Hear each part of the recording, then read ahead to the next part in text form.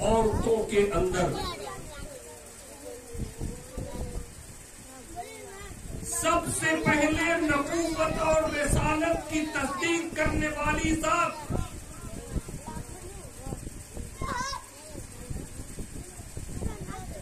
خواتین حضرات وہ آپ ہی ہیں۔ سیدنا ابوبکر صدیق نے بعد میں تصدیق نبوت کیا، عمر فاروق نے بعد میں تصدیق نبوت کیا۔ اس عالم دہر میں سب سے پہلے تصدیق رسالت کرنے والی ذات وہ خاتون کی ہے، اور وہ خاتون حضرت سیدنا خدیجۃ الکبریٰ، حضرت سیدنا خدیجۃ الکبریٰ ہے۔ جب آپ پر پہلی وحی نازل ہوئی،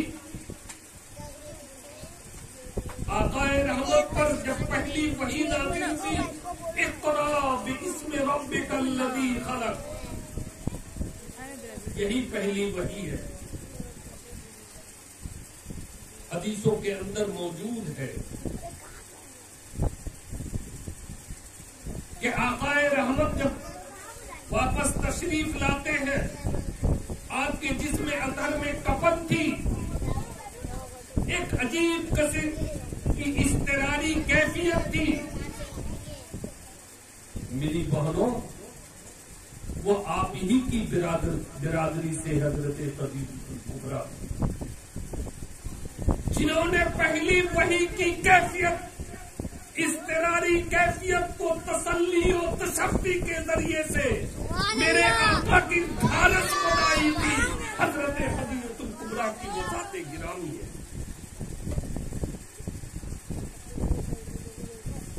آج تاریخ سے چشم پوشی کی جا رہی ہے۔ اسلام کے فروغ کے اندر جہاں ان مردوں کا رول ہے، ہماری ماں اور بہنوں کا رول اس کی کوئی کم نہیں۔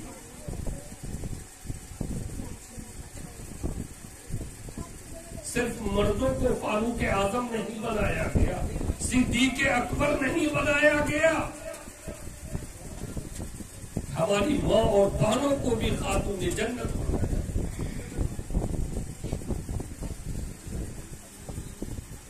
چنانچہ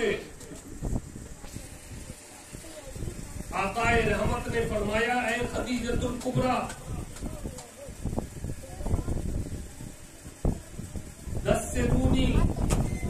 دسرونی، مجھے کفن محسوس ہو رہی ہے، مجھے کمبل اڑا دو، کمبل اڑا دو۔ حضرت خدیجۃ الکبریٰ کا تشفی و تسلی کے ساتھ آقا رحمت کو کمبل اڑانا اتنا پسند آیا کہ رب کائنات نے جب دوسری وحی نازل کیا، اسی ادا کو اپنا کر کے اور فرمایا، یا ایھا المدثر، اے کمبلی میں لپٹنے والے۔ یہ ہے حضرت خدیجۃ الکبریٰ کی ادا، جسے رب کائنات نے پسند کیا۔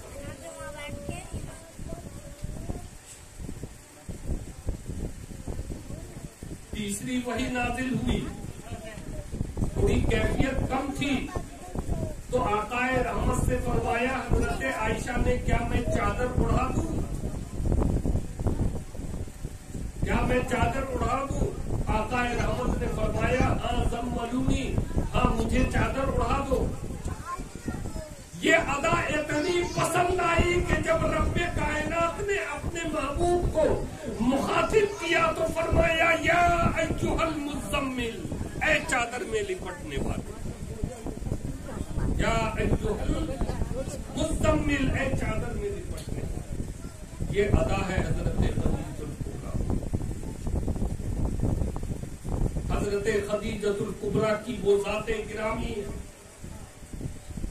حضرت خدیجۃ الکبریٰ کی وہ شخصیت ہے جنہوں نے تن، من، دھن، ایک انسان کی یہی تین پونجی ہوتی ہے۔ حضرت خدیجۃ الکبریٰ نے تن، من، دھن سب کو محبت مصطفیٰ پہ اس طریقے سے قربان کیا کہ آج دنیا کے اندر ایک نظیر اور ایک مثال ہے۔ اگر اسلام کی فائنانس پہلی فائنانسر اگر کہا جائے تو میری ماں ہے، وہ آپ کی ذات ہے حضرت خدیجہ الکبریٰ کی شکل، وہ آپ کی ذات ہے حضرت خدیجہ الکبریٰ کی شکل میں۔ بعثت نبوی اعلان نبوت کے بعد 9 سال تک حضرت خدیجہ الکبریٰ کو آقا رحمت کی صحبت حاصل ہے۔ آج فاطمۃ الزہرا ملی تو خدیجہ الکبریٰ کے صدقے میں، آج حسن حسین ملے خدیجہ الکبریٰ کی پرورش کے صدقے میں، آج اگر داماد کی شکل میں مولا کائنات ملے تو وہی فاطمۃ الزہرا بنت خدیجہ الکبریٰ کے صدقے اسلام کی یہ پہلی خاتون ہے جنہوں نے آقا رحمت کے اوپر سب کچھ نچھاور کر کے اقوام عالم کو ہدایت کا درس دیا کہ اگر تم واقعتاً محبت کرنا چاہتے ہو تو خدیجہ الکبریٰ کے مشن کو اپنا لو، کامیاب ہو۔ اس کے بعد یہ تو قربانی کا معاملہ تھا۔ آ جائیے حضرت صفیہ رضی اللہ تعالی عنہ، حضرت صفیہ رضی اللہ تعالی عنہ جو حضور کی پھوپھی 18 کیا ہے، حضور کی پھوپھی سمجھتے ہیں نا کسے کہا جاتا ہے؟ باپ کی بہن، گویا حضرت صفیہ حضرت عبد المطلب کی بیٹی اور آپ کے والد بزرگوار حضرت عبداللہ کی بہن ہے، حضور کی پھوپھی۔ ہجرت کا 3را سال تھا، ہجرت کا 2 سال تھا کہ کفار نے پلاننگ بنایا کہ آج مدینے کی اینٹ سے اینٹ بجا دے گا۔ باہم مشورے سے یہ طے پایا کہ خندق کھودا جائے، بڑے چوڑی قسم کی گڈھا کر دیا جائے چاروں طرف سے، اور ایک طرف محدود گیٹ رکھا جائے تو چاروں طرف سے دشمنوں کے حملے کا ڈر ختم ہو جائے گا، صرف ایک ہی گیٹ کو ایک ہی مورچہ کو سنبھالنا پڑے گا چونکہ تعداد کم ہے۔ تو حضرت صفیہ رضی اللہ تعالی عنہ جو لوگ خندق کھود رہے تھے ان لوگوں کو دوڑ دوڑ کر کے پانی پلانا، ان لوگوں کی خبر خیریت دریافت کرنا کر رہی ہے۔ اتنے ہی میں ایک یہودی موقع پا کر کے ایک مسلمان عورت کے اوپر حملہ کر دیا۔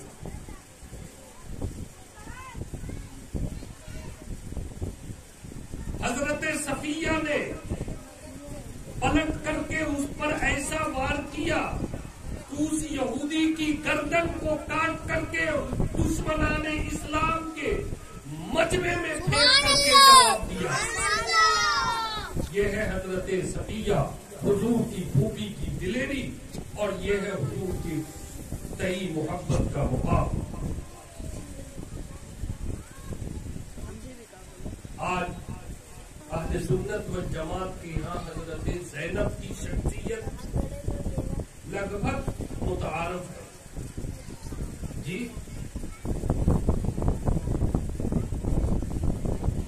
میری ماں، میری بہنوں، کربلا کی سرزمین پر یہ صرف اور صرف حضرت زینب کا جگر تھا کہ اپنے ننھے منھے معصوم اون و محبت محمد کو سجا کر نانا کے دین کی حفاظت کے خاطر ہاتھوں میں اپنے ہاتھوں سے تلوار دے کر کے میدان کربلا میں بھیج کر کے اپنے لختے جگر کی قربانی کا مشاہدہ کرتی رہی. یہ تو صرف حضرت زینب کا جگر تھا. اور اتنے بڑے سانحہ کے بعد امام عالی مقام کی شہادت عظمی کے بعد جو بچا ہوا قافلہ تھا، میری مائیں، میری بہنیں، یہ حضرت زینب ہی تھی جنہوں نے اپنی قیادت میں، اپنی قیادت میں اس بچے ہوئے قافلے کی حفاظت کی. اس بچے ہوئے قافلے کی حفاظت کیا. حضرت زینب کا یہ کردار کربلا کے سرزمین پر ساری اقوام عالم کو یہ دعوت دے رہی ہے کہ اگر محبت مصطفیٰ سے ہے تو میری قربانی کو یاد رکھنا،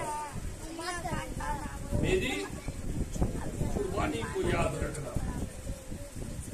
کہ جب دین پہ آنچ آئی تو زینب نے اپنے لختے جگر، ننھے منھے معصوم اور محمد کی قربانی کیا. اسلام کی تاریخ اس وقت تک مکمل نہیں ہوتی جب تک یہ خواتین اسلام کا رول مکمل نہیں ہوتا. حضرت ام امارہ رضی اللہ تعالی عنہا، آپ نے خالد سیف اللہ کو سنا، حضرت حمزہ، حضرت حنظلہ کو سنا. تو آج نوجوانوں تمہارے ذہنوں میں یہی ہے کہ ساری قربانی، ساری محنت، ساری مشقت ہم مردوں ہی نے کیا ہے، عورتوں کو تو بس پکی پکائی کھچڑی ملی اور وہ کلمہ پڑھ کر کے کامیاب ہو گئی. نہیں، جو قربانیاں ان کی ہے وہی قربانیاں آپ کی. حضرت ام امارہ رضی اللہ تعالی عنہا بڑی باوقار صحابیہ، بڑی عظمت و عزت و جاہ و جلال والی صحابیہ. جہاں جہاں بھی غزوات ہوئے، جہاں جہاں بھی اسلامی جنگ ہوئی، حضرت ام امارہ رضی اللہ تعالی عنہ شریف ہوتی. کیا ہوتی؟ شریف ہوتی. اور دوڑ دوڑ کر کے مشق میں پانی لے کر مجاہدین کو جب پیاس لگتی وہ پانی پلاتی. جو مجاہد زخمی ہو جاتے ان کو کاندھے پر لاد کر کے خیمے تک واپس لاتی. یہ رول تھا حضرت صفیہ ام امارہ کا.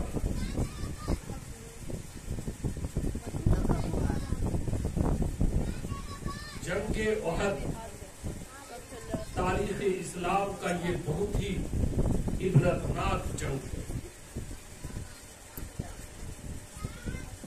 جنگ احد، احد ایک پہاڑ کا نام ہے اور اسی پہاڑ کی ترائی میں چونکہ یہ جنگ لڑی گئی، اس وجہ سے اس جنگ کو جنگ احد کہا جاتا ہے.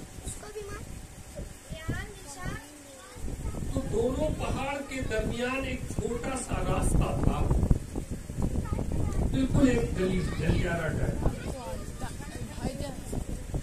آقا رحمت صلی اللہ علیہ وسلم نے فرمایا کہ یہاں پر کچھ صحابی کی ڈیوٹی متعین فرما دیا کہ یہاں تمہیں ڈیوٹی دینا ہے کہ مخالفین اندر نہیں آ سکے. اور جب جنگ پورے شباب پر تھا، کافرین پیچھے ہٹنا شروع کر دیے، تو جن لوگوں کی یہاں ڈیوٹی متعین تھی ان لوگوں میں اختلاف ہو گیا. دو گٹ بن گئے. ایک جماعت نے یہ کہا کہ حضور نے فرمایا تھا کہ جب تک جنگ ہوگی اس وقت تک یہاں ڈیوٹی دینا. اب تو کفار ہار چکے ہیں، پیٹھ دکھا کے بھاگ رہے ہیں، لہذا اب یہاں ڈیوٹی کی ضرورت نہیں. اب کچھ لوگوں نے کہا چونکہ محبوب کا حکم ہے تو جب تک دوسرا حکم نہیں آتا ہے ہم ڈیوٹی پر جمے رہیں گے. برادران محترم، یہاں کی آدھے لوگ ڈیوٹی سے ہٹ گئے. آج اگر اختلاف نہیں ہوتا تو تاریخ اسلام کا ایک عظیم سانحہ اس وقت نہیں پیش آتا. کافروں نے دیکھا کہ جن لوگوں کی ڈیوٹی تھی وہ لوگ کم ہیں، لہذا پیچھے سے آ کر کے اسی راستے سے حملہ کیا. یہ وہ جنگ احد ہے جس میں 70 حافظ قرآن شہید ہوئے. ایک مسلمان کے ہاتھوں سے ایک مسلمان کی گردنیں ناپی گئی. عجیب طریقے کے کیفیت، پورا جنگ کا نقشہ بدل گیا. یہاں تک کہ آقائے رحمت سرور دو جہاں سے بے کسا صلی اللہ علیہ وسلم کے اوپر نیزے سے وار کیا. آپ کے دندان مبارک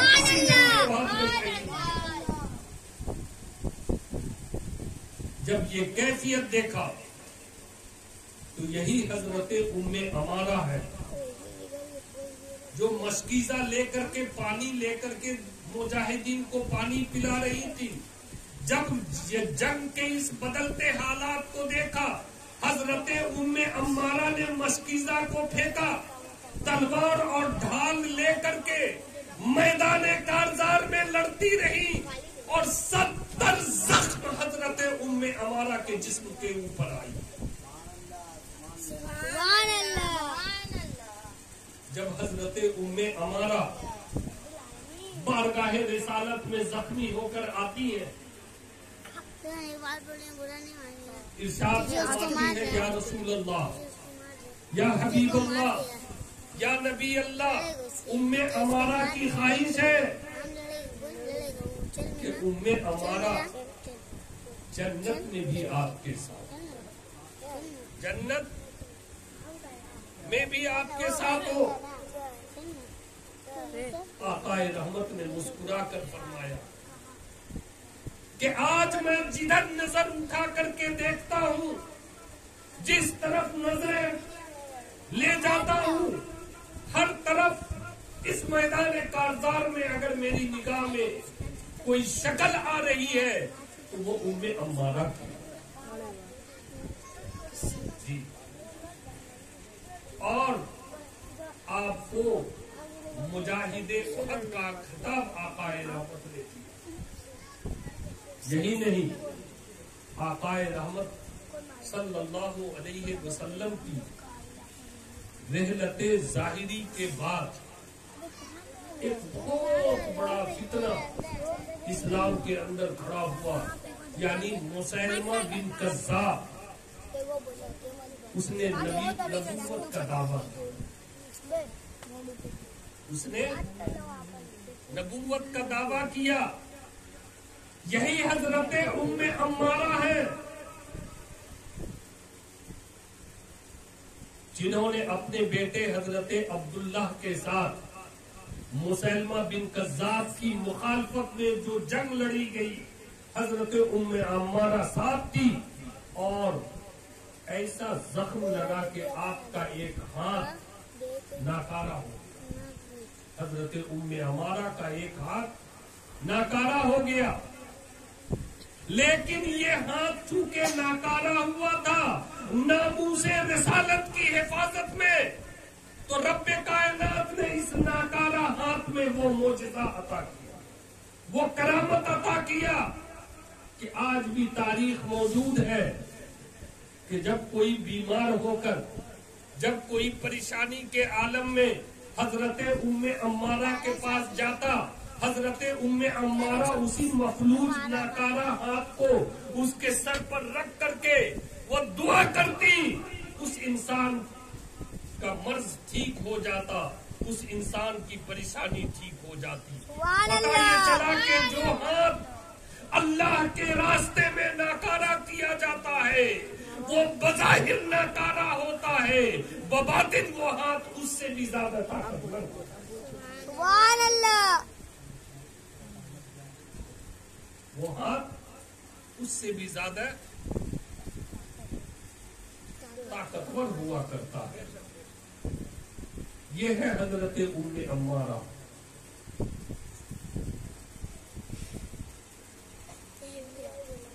اور یہی نہیں، جب تک آپ حیات سے رہی امت مسلمہ کو اسی ناکارہ ہاتھ سر پر رکھ کر کے اور امت کی مرض سے شفا یابی اور پریشانی سے نجات پانے کی دعائیں کرتی رہی، اور نہ جانے کتنے پریشان حال لوگوں کے دل کے اوپر آپ نے محبت کا مرہم رکھا، اور نہ جانے کتنے بیماروں کو شفا کی دولت سے ہمکنار فرمایا۔